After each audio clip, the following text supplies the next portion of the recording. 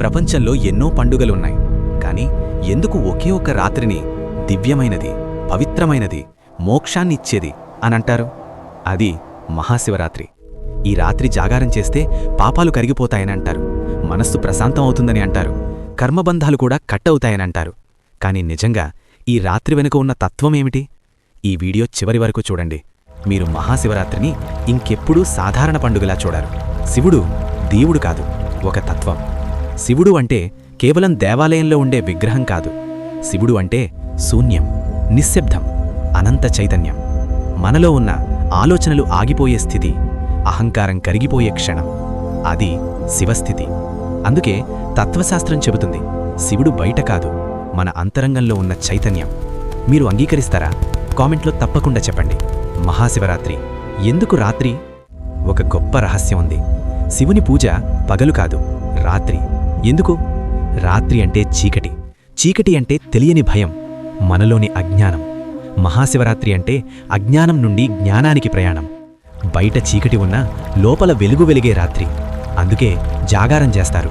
నిద్రపోవడం అంటే అజ్ఞానంలో పడిపోవడం, జాగారం అంటే సాక్షిగా ఉండటం. ఈ ఆలోచన మీకు కొత్తగా అనిపిస్తే ఒక ఓం నమఃశివాయ కామెంట్ చేయండి. లింగం యొక్క తత్వం చాలామందికి తెలియని విషయం. శివలింగం ఒక ప్రతిమ కాదు, అది సృష్టి చిహ్నం. రూపం లేని దానికి రూపం ఇచ్చిన సంకేతం. పైభాగం చైతన్యం, కింద భాగం ప్రకృతి. ఇవి కలిసినప్పుడు సృష్టి జరుగుతుంది. అంటే మహాశివరాత్రి పూజ బయటి దేవుడికి కాదు, మనలోని చైతన్యం ప్రకృతి సమతుల్యం చేసుకునే సాధన. ఇది చాలా లోతైన తత్వం. మీకు అర్థమవుతుందా? అర్థమైతే హార్ట్ పెట్టండి. జాగారం యొక్క అసలు అర్థం. శివరాత్రి జాగారం అంటే రాత్రంతా మేల్కొని ఉండటం కాదు, మనస్సును మేల్కొలిపే ప్రయత్నం. మనస్సు ఎప్పుడూ పరుగెడుతుంది, గతం, భవిష్యత్తు, భయం, కోరిక. కాని ఈ ఒక్క రాత్రి మనస్సు నిశ్శబ్దమైతే మీరు అనుభవించేది శాంతి కాదు, అపారమైన నిశ్శబ్ద ఆనందం. అదే యోగులు చెప్పే శివానుభూతి. మీరెప్పుడైనా పూర్తి నిశ్శబ్దాన్ని అనుభవించారా? కామెంట్లో అవును లేదా లేదు అని రాయండి. మహాశివరాత్రి మన జీవితానికి చెప్పే సందేశం. ఈ పండుగ మనకు చెబుతోంది, అహంకారం వదిలేయి, కోపం కరిగించు, నిశ్శబ్దాన్ని ఆలింగనం చేసుకో, లోపల ఉన్న శివుణ్ణి గుర్తించు. ఎందుకంటే మనస్సు ప్రశాంతమైన చోటే శివుడు ప్రత్యక్షమవుతాడు.